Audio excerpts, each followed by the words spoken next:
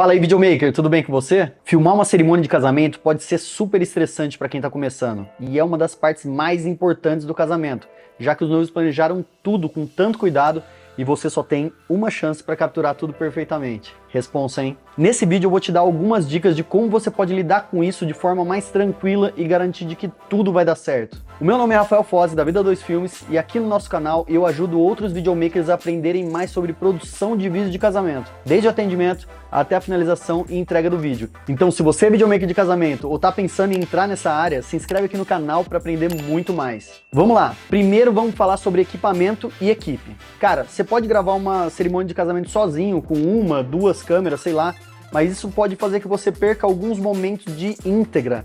Mas, tipo, não tem problema se foi isso que você vendeu para os noivos mesmo, tá?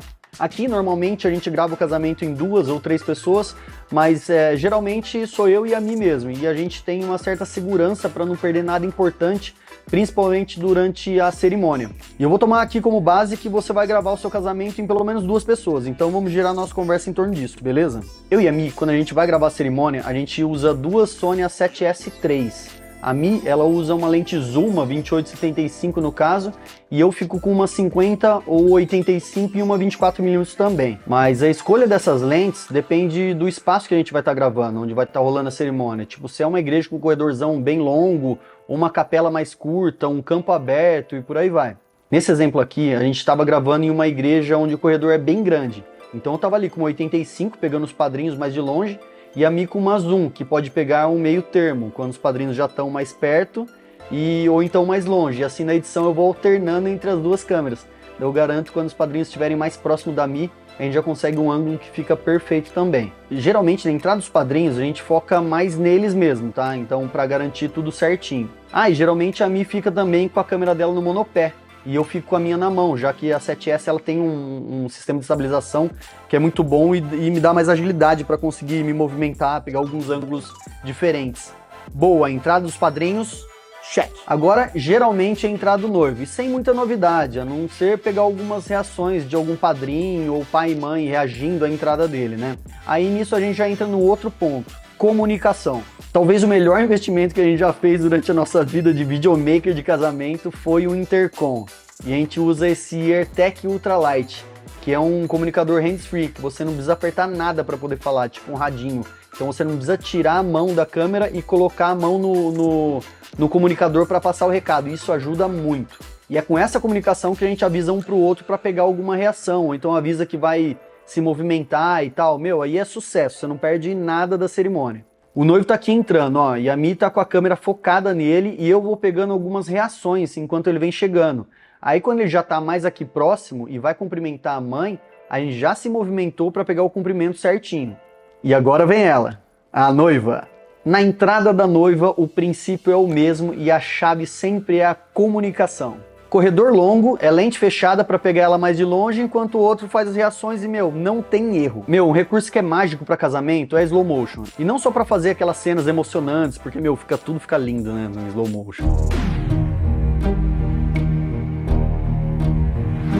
Mas a câmera lenta, além de te dar mais tempo de cena, porque 1 segundo gravado pode virar 5 segundos na edição, quando você deixa tudo em slow, fica menos perceptível alguma tremida na câmera. E, a câmera lenta já me salvou muito. Para tudo agora e me fala se não me vale uma inscrição aqui no canal, né? A gente tem produzido muito material para vocês, videomaker, aqui no YouTube, e já deixo o spoiler que em breve vai rolar um curso completaço para videomaker de casamento. Então, continua aqui comigo que você não vai se arrepender. Então, eu já deixei as principais dicas para fazer as entradas de um jeito que você não vai perder nada. Então, vamos dar aquela passada no processo todo da cerimônia. Durante o decorrer da cerimônia, a gente vai rodando e pegando bastante reações. Isso vai dar muito material pra gente usar em qualquer hora do filme, tipo uma reação dos padrinhos sorrindo, o pai e a mãe ali do lado, ó.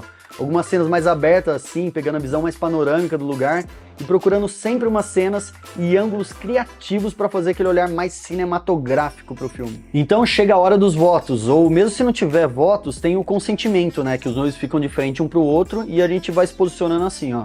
Mi, você fica na noiva, tá? Que eu vou ficar no noivo. E a gente procura obedecer a regra dos 180 graus, onde a gente tem que ficar no mesmo lado dessa linha aqui, ó, para não causar um desconforto na hora da pessoa assistir o vídeo. E o segredo aqui, de novo, é a comunicação. E eu só vou me movimentar quando souber que a Mi tá com a câmera fixa e focada. Assim eu me movimento de boa e aviso ela na hora que eu já estiver com a câmera cravadinha de volta na minha posição. Bom, então nós falamos sobre equipamentos, posições, movimentação e comunicação, e agora eu vou falar um pouco sobre áudio. Depois de muito tempo batendo a cabeça, ligando o gravador na mesa de som e confiando 100% naquilo, hoje nunca mais a gente tem somente uma fonte de áudio, e infelizmente a gente não pode contar com o sinal que vem da mesa de som. Por isso, além de colocar o gravador na saída da mesa, eu também coloco um gravador na frente da caixa de som.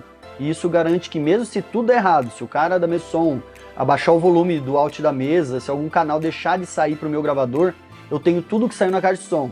E aí você me fala, mas a qualidade vai ser inferior. E eu concordo, mas se a gente pensar que isso é um backup e ainda tem como fazer um tratamentinho de áudio, meu, é sucesso mais uma vez. Pronto, rolou lá a cerimônia toda e vem o beijo e a saída dos noivos. Como que a gente já conhece o protocolo da cerimônia, eu já fico preparado nessa cena final. Na maioria das vezes, eu já coloco uma 24mm no gimbal e fico no corredor pro beijo final e a saída deles.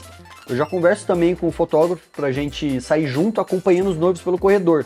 E taca ali pau, 120 FPS aí e cerimônia, check. Essa foi uma parte do processo que eu tomo como essencial para gravar uma cerimônia de uma forma que você não vai ter dor de cabeça depois na edição por faltar alguma imagem ou perder algum momento importante. E se você gostou desse vídeo, então clica aqui em curtir e se inscreve no canal, porque se você está assistindo até agora, o conteúdo que a gente posta aqui pode levar o seu vídeo de casamento para um outro nível. Até a próxima, tchau!